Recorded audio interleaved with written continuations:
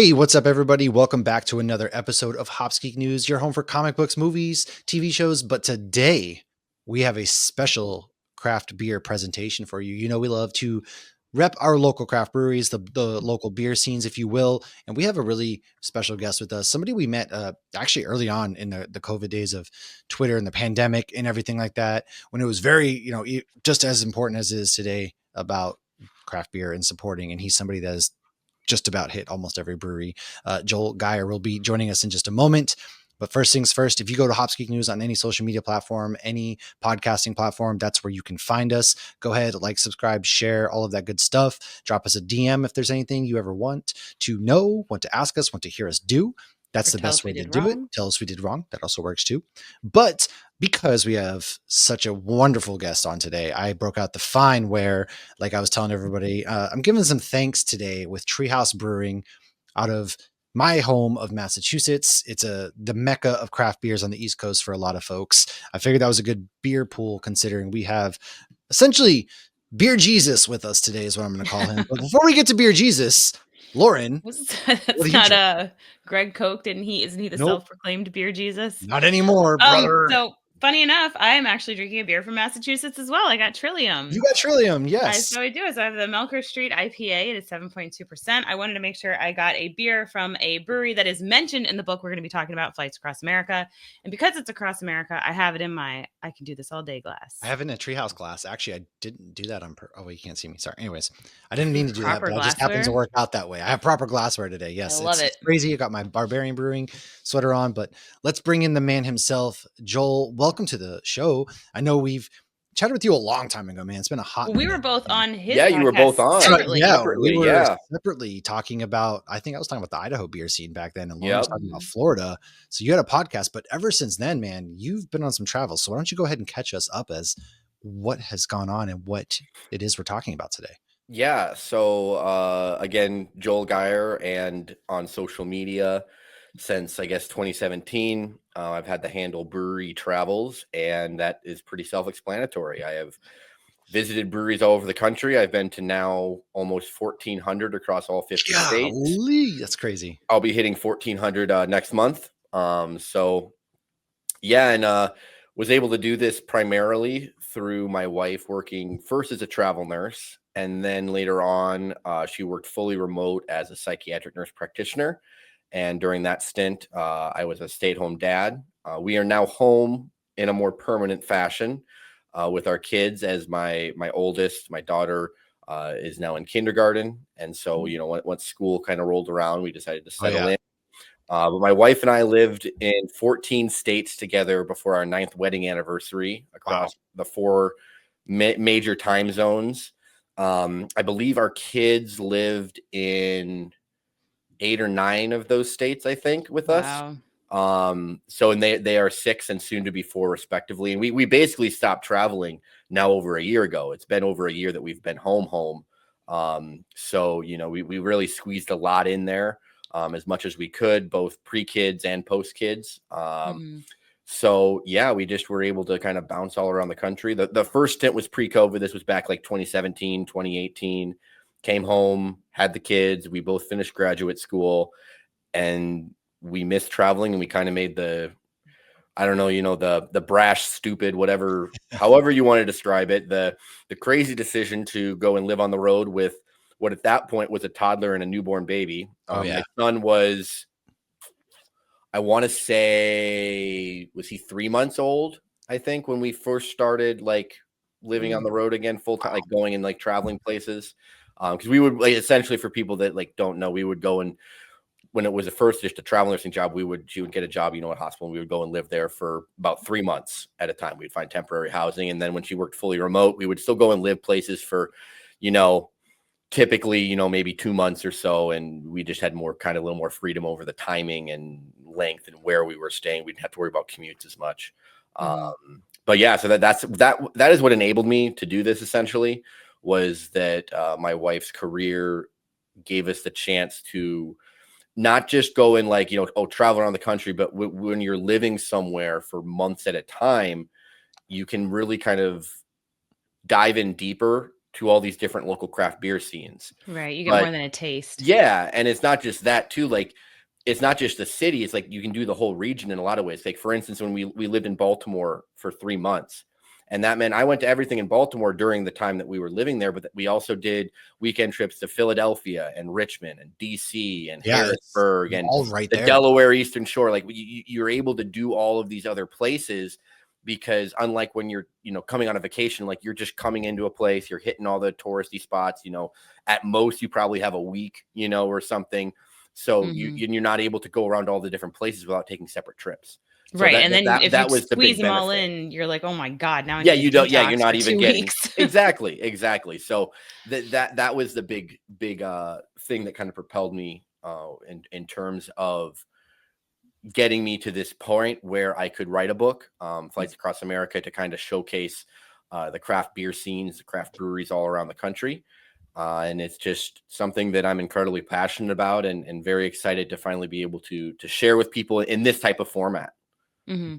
Well, and I think what's so interesting too is I think of all the breweries I've been to since breweries took off, and I don't think I could name them all. And so what's really cool is you don't just have them all named and listed like numerically. You also took notes on them, which is a great way to, go back and refresh your recollection. Like when I was reading your book and you got to Austin, we did a 4-day Austin Beercation. We squeezed a lot in there, but like you mentioned Lazarus Rising. And I was like, oh, I definitely hit up that one. I remember the mural and I remember a brewery down the street, but I don't remember what the one was down the street. I don't remember what I had there because I didn't keep track of any of it. And I think it's like such a cool thing now that you have those memories. So you've hit one in every state, correct? Yep. Dang. So Do you you have had Hawaii and Alaska. Yep. do We you did have a Hawaii and favorite Alaska last year. state Yep. that you've lived in? What I got to know before we dive in, like, what was your, aside from the home state? And I saw you, are you drinking a Spotted Cow? No, I'm actually drinking Pilsner from New Glarus. Oh, I have a Moon I thought Man it was in Yeah, my I mean, Moon Man. fridge. I mean, I will drink a Spotted Cow if it's given to me, but that's not what I will buy from them if I'm buying. I saw New the Glarus. can and I was like, Yeah, oh, I know. yeah. It's either like I love their Pilsner, I love their Kolsch. Ooh, The yeah. raspberry tart is great. I think I have the raspberry in there right now too. two women. Like, there's so. I mean, they're one of my. I love New Glarus, and Oh, same. Spotted Cow is a perfectly solid beer, and is what led them to build their empire. But It's Yes. the tailgating beer. It's yeah, It's you drink when you tailgate. It's basically it's Sam Adams. Exactly. What Sam Adams is to Boston is essentially what Spotted Cow is to Wisconsin at that Only point. you can only buy it in the state of Yeah, Wisconsin. you could only that's unlike Sam Adams, who Yeah. distributes out of Ohio, for example. You can only Yeah. get that in there. Right. So Well, I sorry, made the Lauren. mistake of telling somebody I thought Spotted Cow was overrated and about lost my head. Yeah, It was just very I think- hyped up before I tried it. Yeah. But anyway, Matt, you were asking about favorite. Yeah, what was your states favorite lived state that you in guys have lived in? for beer, or like I Just would in say, general, like, do you have a state that you're like, man, I really well, love our city, time? like, both. so we lived in Asheville for Oh, 3 yeah. months, I and love Asheville. we loved Asheville. Obviously, from a beer perspective, I mean, I've yeah. also lived. I also got to live in San Diego, Denver, lived in Seattle. We lived in a lot of places that have incredible beer scenes. The thing that differentiated Asheville for us in a lot of ways was that it was like, it's a smaller city, obviously, it's not a big city, but even in comparison to a lot of these other smaller mid-sized cities, Asheville is so locally based. Like, I think partially because of its location, but also partially because it's just the culture there. When you go to downtown Asheville, it is essentially entirely composed of local businesses and restaurants, brewery, all this stuff. Everything is locally based. There, you can go find, there's a Walmart, there's some fast food, but like, you have to drive to the outskirts of town to go to that stuff. There's no big box chain stuff like in the main part of the city. And it's a very close-knit community. And obviously they had, the flooding, the hardships there that were pretty devastating, including a couple breweries that I very, very much love that were completely destroyed. They'll probably never get, the smaller ones. Very possible. Yeah. Never get to open their doors again compared to the big ones that, had damage and will come back. Yeah. I loved seeing everything Dissolver was doing, though. They would seem like a great home Dissolver, Burial were doing some good stuff. I'm a big, I know the guys at Dissolver well. I actually had one of them on my podcast when talking about Asheville, and they're phenomenal. And obviously that community has rallied behind them. But yeah, we just loved Asheville. in a lot of ways. And we also did, we're big fans of the Pacific Northwest. So, Seattle was great. And we also did live in Eugene, Oregon, which isn't, we loved Portland the most in Oregon, but we did not actually live there at any point. But yeah, Seattle was really, really great, except for the traffic. that Is some of their off-ramps that's one thing that, when we talk about, big city versus small city in Asheville, it doesn't take you, even when there's like bad traffic, it's not going to take you that long to get, if you're going to different breweries, it's not going to take you that long. No. Whereas a few of them you can walk to downtown. We walked, I mean, like, the South, I think from Burial to Dissolver. Yeah, the South Slope neighborhood between South Slope and downtown, there's something like, I don't know what the current number is after, the flood, but I know at one point there was like 13, 14 breweries that you could conceivably within like 7/10, like less than 3/4 of a mile, you could walk to between all of them. And we're like looking on Untapped, and it was like my phone had, measles. It's incredible. It is awesome. Speaking of Asheville, you actually mentioned that you went to a ginger beer tap room. So is that actual alcoholic ginger beer? Mm-hmm. So can you tell us a little bit about that? Because that definitely piqued my curiosity. Yeah, that's the only time I've ever done that, and I wasn't planning to. But then I had a different friend who visits breweries, and he came down to visit me in Asheville, and his wife wanted to go there, and he went, and he told me, he's like, hey, like, you should actually go and, and check this out. Like, it's actually, very unique, very cool, because they're doing a lot of, kind of unique, like different things. Like, it's not just the strictly what you picture when you think of, when you just think, oh, it's just going to be ginger beer. Like, they do a lot more things with adding in different fruits and adding in, all this different stuff. And it felt like a pretty typical brewery tap room, outside of the fact that it was just ginger beer instead of, regular beer. I'm trying to remember here. I can pull up on my spreadsheet what my favorite was from there, because so I've actually never had a ginger beer. Is it like ginger ale, or is it sweet, or is it more spicy? Like if you're eating I would say a little more spice. I would say it's a little more spice, depending on, I think there are some that can be a little more, maybe could be a little more on the sweeter side of things. One that I had was it was a cranberry herb ginger beer.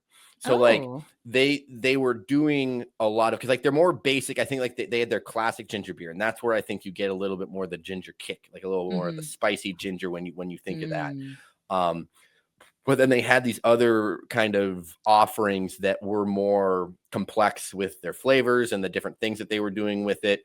So yeah, it was interesting. Like like I said, I don't go and seek that kind of stuff out, but every now and again, I've been to, a meadery, and I've been like, I do like meaderies, yeah. Like I don't seek those out. I don't choose them over breweries, especially when I'm just visiting somewhere. But if it's there and I've been everywhere else, and I'm just someone like recommends, I'm like, yeah, sure, I'll go check it out. And I've enjoyed getting to do those. I mean, I haven't been disappointed in them. I just, typically, obviously prefer to stick with craft brewery. Yeah, no, I get that completely. I actually went to my first meadery recently. It was walking distance from 1010 in Ivanhoe. And I walked in, and, I told them I don't really know mead. They were so nice. They gave me samples, and they had a collab with Tactical Brewing. That I was like, cool. I didn't even. And so she's like, well, I'll give you a shot of mead and a shot of the beer from Tactical. I'm like, perfect. So yeah, sometimes it's fun to go outside of your comfort zone. But yeah, I did a double take when I was reading that. Yeah. So I know you always get asked, I'm sure, what's your favorite brewery. So I definitely don't want to ask you that, especially because that's like picking your favorite child. But I do have to ask if there could be just one place that you could go back to. So you don't have to narrow it down to a specific area. Is there one place if you could just go back for a weekend? Where would you go back? Ooh. That's a really good question. Well, I mean, there's so many. I would there's a couple places that I need to do a lot more in, for sure. The LA area in general, I've been to a decent amount. I've done more there recently, but the LA area has got a ton of great beer, and I've been putting a little more of a dent in it, but there's still a lot more to be done. Albuquerque's one that I need to. Boise's one that I think we talked about that. I mean, I've only been to the one. I've only stopped through there once. I went to Coeur d'Alene, and I went to the breweries up there, but Boise has been one that I would need to revisit. And then New England as a whole, we were talking. So New England was the first place that my wife and I lived during our travels back in 2017. We lived She was working in Portsmouth, New Hampshire, and we were living Oh, in yeah, Hampton. that's right. Yeah. We were living in Hampton Beach, right on the coast. Yep. And so, I we lived went to a there lot of the myself, so. breweries. Yeah. Yeah. So, I mean, we went to, we got to visit a lot of those places, but that is now, so that was in the summer of 17 was when we got there. Which is too So, funny because we were living there at the same time. Funny enough. yeah, that's crazy. That's right. We were there at the same time. 'Cause I Yeah. was I there forgot until about 19. that. Yeah, that's right. Yeah. That's right. Now it's all coming back to me. Yeah. But I mean, so we're now coming up on 8 years now, all of And a sudden since they've then. got a lot Yeah. more up there And now, that is especially a right in lot. That is Kittery, a Maine, big, and yeah. yeah. And so like that is the place that I have a long list of names, including Treehouse, because so when we lived there the first time, Treehouse was still, they were getting It's to be a only in big, Charlton they were. still. Well, it was only there. And at that point, there was pretty explicit on the website, like, because I even like contacted them and asked them, and it said, we cannot guarantee that we will be able to pour beers at any given day, depending on, can release stuff and picking up all that kind of business. And so this was still really early in my travels. I had barely been to 100 breweries at this point. And I was like, well, if they're not gonna be able to pour me beer, like I'm not gonna go. I can't go and buy a whole bunch of like I'm not gonna drive way out of my way, because People used to stock up on like pallets do of that. beer, and So, it was crazy. Yeah, and so obviously looking back, I wish I would have, because that is, arguably my biggest miss, I guess I could say. Well, now they have the Treehouse in Tewksbury, which is 10 Which minutes. I did. That's the one I did, and it's gorgeous. I went there. like 5 locations. I think they got a ton of locations. Well, so it's nice because this one's 10 minutes from my parents' house. Oh, so every so time I go convenient. home, which I'm going in April, yeah, When is it? my The dad sandwich and I- one's on the ocean, isn't it? the sandwich one is on the Cape. that's like, yeah. That's But what yeah, so I am hoping, Mm. I am planning on getting there either this year or next year, that we're going to go back and do a New England trip, because my kids, Oh yeah, they just need to hit the New England states minus Connecticut to get to 50 states. nobody wants to go to Connecticut anyways. Yeah, so I am that is one that is, like I said, between me, like just kind of getting into the, like, not being fully integrated into the beer scene, and them also still being newer and not being what they are now. That is what caused me to miss that, 7.5 years ago at this point. Well, even like Trillium opened up a spot in downtown Boston. Downtown, yeah. When I was there, that's when I went to the downtown one. Yeah. Trillium is my favorite in Massachusetts that I've been to, and like they were all out, they were only out in Canton when I was there. Yeah. So they make great beer, but yeah, a Bellflower up in Portland, Maine is one, and there's a ton of breweries in New England that I really want to get to, and Rhode Island is one that they are the only state where I've only been to one brewery in. You need to add Gray Sail to your list. Yes. Okay. So, because I know you had mentioned that in the book that you had only done one, and yes. I have family that lives in Rhode Island, so yeah, is it Tilted Barn is fantastic and it's gorgeous.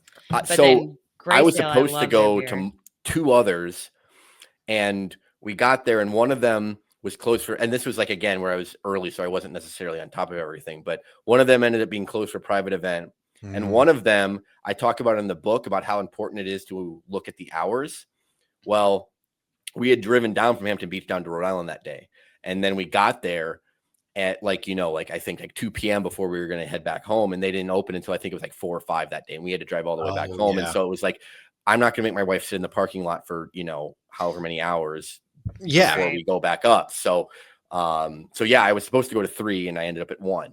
And it was funny because when we were walking through downtown Providence, there was one that we saw, and my wife's like, "Oh, hey, do you just want to stop at this one?" I was like, "No, like I kind of picked out, like, I've got the ones that we're going to go to, like, like later." And then of course it didn't work out. So, lessons learned, like I said early on, it's still, hey, that's how, you got to fail. It took me, mistakes, so. Yeah, it took me 3 times to get to Tilted Barn. The first time I was up there, Sam I've never been, Caglione was getting a speech, and so the brewery was closed. And the second time I was pregnant, so I'm like, what's the point? Yeah. And then I finally made it the third time, so third time's a charm. Yeah. But yeah, Rhode Island, I mean, it's got great beer, and it's funny because we were up there for like my grandmother's funeral, and my dad and I immediately we went straight from the airport's proclamation.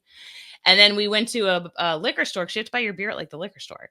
And we instantly found Captain's Daughter, and we both got it and we loved it. And we went back to get more before we flew home. And the guy's like, "Oh no, that flies off the shelves. Like, you guys must have just gotten lucky when you got it." So Oh. yeah, so we both fell in love with that brewery, so that was great. So I have another question as a Floridian, because you lived in Florida in Ormond Yep. Beach, Mhm. and obviously you did a lot in Florida. If Yep. you ever do Sarasota, though, you got to go to Calusa. Yes. But as a Floridian, I'd like to know, for one, which surprised you the most about the beer scene in Florida, and which brewery in Florida surprised you the most? Could be good or bad. Ooh. And which brewery was the most cliche Florida brewery? Ooh. So I had to come up with overall, questions he hasn't been asked. yeah, I'm no, just no, no, gonna no. ask Those all are the those No, are good it's really, ones. really hard. good. I like that. So Florida as a whole, like, so I really enjoyed our time in Florida. I got to do a lot more than I thought I was going to. When we were first going down there, I did not think that we were going to get down to Southern Florida, all that, like Miami and everything, and we did. Very happy about that. Mm. And then, got to do a lot in Tampa, several in Orlando, Jacksonville, kind of all through Central Florida, and obviously most everything kind of along that northeastern coast, which is where we were living there in Ormond Beach. Which, for people that are listening, if you're not fully, it's Daytona Beach area. Yeah, it's about a little more than an hour south of Jacksonville ish, give or take. Yeah. So yeah, the biggest surprise, I would say, and I know overall my biggest surprise, honestly, was my night in Orlando. Like, and I'm not just saying that because I'm talking to you. Like, I have told He's people that, like, casting her up. All right. You don't have yeah, to, well, listen, no, you and can I say am, the truth. No, I'm just and kidding. this is with the Honestly, caveat though, Orlando surprises me with their beer scene a lot. yeah, So. this is with the caveat though that I was very, very crushed that Dead Words closed, because they Yeah. were my favorite of my visit there, because I'm a big lager guy, and their lagers were impeccable. I mean, I think Yeah. they had won. I think when we were there the year prior, they had won. They had won a medal for one of them, or I think I forget if it was a gold or a silver at I think it was a GABF. gold. Which I makes it wouldn't I think bet it was money on it, too. but I think Yeah. it was a gold. And they were doing the Yeah. Sati beer with a clay fermenting Yes. pot. And Mhm. Ivanhoe's in there now, but they have the clay fermenting pot as a decor. They said it's just not worth it to brew in there. It's too much of a pain. Really? Yeah. Well. Anyway, so the other one. So we mentioned beforehand that we were talking about that we have matching shirts from Tactical, Lauren. Yes. That we have the Jurassic Park themed logo, and they make really good beer. And then they were one of my first stops, and then Deadwoods was my last stop. And in between there, I'd sandwiched Sideward and Hourglass, and they both made really, really good beer. Like, I was like blown away by that night I had in Orlando, because I think I had known, like, Deadwords was one. I can't say I was surprised by them because I was aware of the GBF winning medal. And so I went there being like, I know I'm getting this beer and I'm probably going to enjoy these other, like, they should be very good. Right. But the other places, Sideward in particular, I think they both, I feel like they both ended up having nominees, I think, for one of my best of categories that year. I know Sideward did they had a beer called Make It Dangerous, and it was an English pale ale fermented on ex-bourbon barrel staves. And it was just, it was really, really good. And then Hourglass had a brown ale, which, as a father to young children, the brown beer, what do you see? Yeah. Is great. And then they also have, is it a honey IPA? Oh, the really 2 million big? bees. Yes, that's the one. Yes, that's the one. A good I one. remember, And it's with like too. local honey. Yeah. And they have a really funky little tap room also. So yeah, I mean, they really, I was very impressed with Orlando as a whole. So I guess that would be like my big surprise, was those breweries outside of Deadwords. The most cliche, I would say there's a couple that could be in the running for that. Because when you think Florida, you're thinking kind of a combination between like a beachy dive bar, kind of like, and so one that has one of the best views I've been to at a brewery is Hollywood Brewing, which is in Hollywood. Yeah, I've been there. Yeah, it is on the beach, but that's kind of it. Like, yeah, they have organic food, but the beer is we ate the pizza there and it was good, but yeah, and it's like the inside is not, doesn't feel like your typical tap room. It feels like a restaurant. Yeah, it feels like a pretty with like a dive bar esque kind of feel to it. And then there was a couple others similar to that, up kind of by us. I'm trying to think. I'm trying to look Oh, here you at my had the one. list. It unfortunately closed recently. But was it Beachside? Beachside Brew Pub. That Yeah, was in I Ormond. liked that though, but That it was was really it was literally huge. it was way bigger than you would realize. Yeah, because that was right down the road from where we were living because we were Oh, living right nice. on the beach. And that one unfortunately did close because it did kind of have that beachy feel with Yeah, that was all definitely the old clothes. school They had Florida. tons of clothes just like hung up on the ceiling for you Yeah. at to be able to buy. I would say there was one other one that I have on that I'm trying to remember the name of. Let me see if I can crawl across it. Otherwise, we'll just have to come back to it later. Oh no, Um, you're good. You don't have to. I'm just curious also because so many people, when they think Florida beer who aren't aware, think like, oh, they must have like a key lime goza, which we there are breweries that have that. And they're, oh they yeah, think like light beachy beers.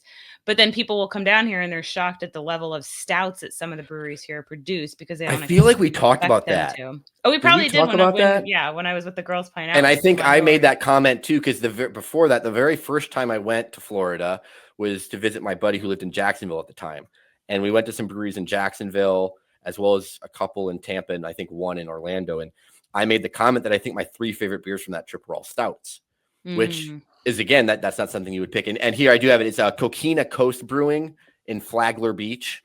Okay, I haven't been to that Is one. another super like small, like beachy, very beachy themed brewery. My grandparents lived Um, in Flagler, actually, which yeah, enough.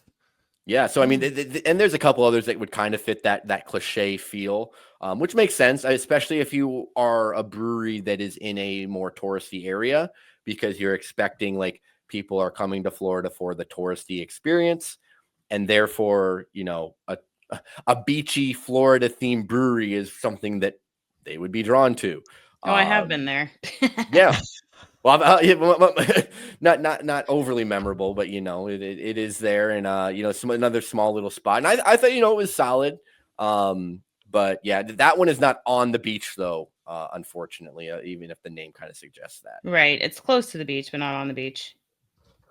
Yeah, well, we've had times where we've just done little, trips heading to South Florida or to Yeah. Jacksonville, Chapman, and we're like, well, let's just see what's along the way with food.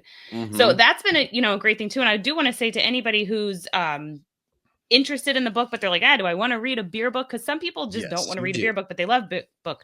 This is also a great reference book. Like if Yeah. you're going on a beercation, if you're planning a trip, like we did a road trip years ago when my son was 6 months and we had a 5-year-old and a 13-year-old, and I very carefully researched the entire 5-week road trip to find breweries that were kid friendly, had Yep. food, all of that. And so like I had to do all that from scratch. So having had this to see, like we spent a day in Albuquerque, New Mexico, we spent a day in Houston, like that would have been great to have this as a starting point. So absolutely highly recommend getting the book, whether you are big into beer, a little into beer, getting started into beer, or That just that was thinking the about doing a goal. beercation. Yeah, that was kind of the goal of it, was that I obviously do talk about the actual beer, throughout, and then mention favorites and kind of what brews are known for. But I also talk a lot about just the beer scenes in general, and I also love talking about the history of the brewery, the history of the buildings that these breweries kind of take A lot over of and them are Which renovate. that was really okay. cool. If there were local breweries, I didn't even know Yeah, Well, that was that what I they were. Yeah. love that kind of I stuff. just went Yeah. to one. It's by Fredericksburg. I went there in October, and we just happened to see it because we were up there. I was visiting the arm of Stonewall Jackson. Like, there's a gravesite for the arm of Stonewall Jackson. I was like, I don't know why, but I need to see this. And we happened to see there was a brewery right nearby. It was 1781 Brewing or something like that, I believe. We go there. It's an old barn. This family owns a winery, and in this brewery's in an old barn. Well, it turns out this is the actual site where they cut off his arm at. And so it's now a brewery, and they have like this Wow. memorial out front with this tree, and they have That's a picture, awesome. but inside it's obviously kept up so things weren't falling apart, but it's the actual location where they cut his arm off when he got shot, and all that kind of stuff, which is just insane to me that now we're sitting there drinking, and they do a bunch of reenactments there, and the lady was talking to us about how it's just funny to see everybody in their Civil War get up enjoying these beers at this location and things like that. So when you're talking about history, there's Mm. breweries on Oh locations my like that, gosh. which are just so cool because that's half the fun. Speaking of barns, there's a brewery in Iowa called Beer in the Barn, and it is located. So if you may think, oh, Iowa, they're known for barns and farms. Well, the oldest standing barn in Iowa is home to a brewery. 1861, I believe. It's an old limestone historic. It's like on the state historic site, and yeah, it's home to a brewery. That's cool. When So you also yeah. go into some of the names, you get the hit because I always Oh love yeah. that. Yep. I love hearing the names of even when where they get some of the beers, but like it's funny because 1010 Brewing, they moved into 1010 Virginia and they didn't have a name, so they just named it 1010 Brewing. Yeah. But it's always fun to hear. And you even mentioned with Hourglass not being named after the district, which is really funny because a lot of people don't realize that. So to anybody who has not been to Orlando, we have an area called Hourglass District, and Hourglass opened a second brewing location in that area just by chance. So the people think the area is named after the brewery. It is not. And the brewery is not named after the area either. So that's yeah. But no, going hilarious. back to the point just quick is like the whole purpose with this book though is like I said, there's enough like beer and other like kind of types of nerdy stuff in there that and like the information on the breweries and traveling that will get the most, staunch beer fanatic. It'll be something that they really enjoy and learn from, but it's also something that I really believe can help get the more new, like kind of the newbie, like, craft beer person that maybe is kind of, drinks some craft beer, doesn't really visit breweries, or maybe, has just started drinking beer in general and hasn't really made that jump yet, that it can be kind of that gateway to help them take that next step into taking this to I'm not telling everyone to do what I do, where, you take a notebook to the brewery every, and are taking these crazy, notes and being super nerdy about it, but just to get them to take that next step towards enjoying craft beer, and not only enjoying craft beer, but enjoying the brewery as a whole and what it all is about. Because again, like that's why I talk about the history of the buildings and the reason behind the names and the people. And because with craft beer, you're going in for a full experience. You're not just buying a case of macro beer and just going on and like that's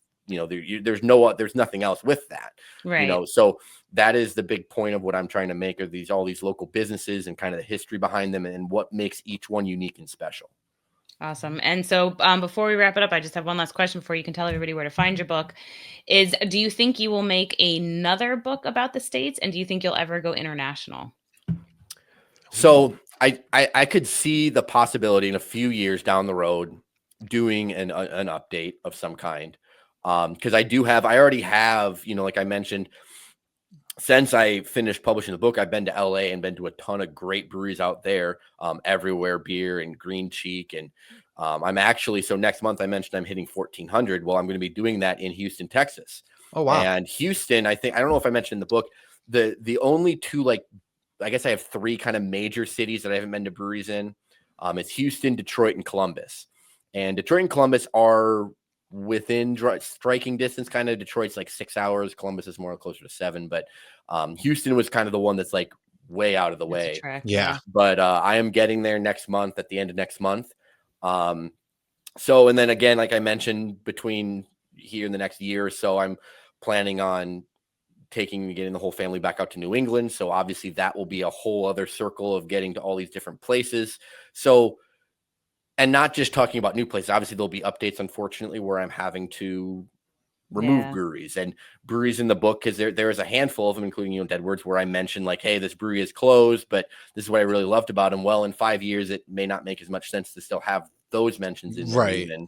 Cause it won't be anywhere close to being, timely, but, yeah, so I mean, I could see that happening for sure.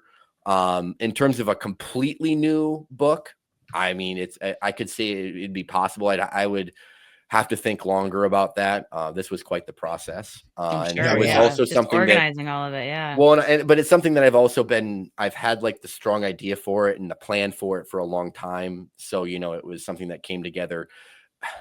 The publishing aspect of it is what was difficult more so than the writing was it took a long time, obviously, but I had for the most part kind of planned it out. International, yes, I will be getting it. I will be visiting other countries and going to breweries eventually, especially once the kids get older.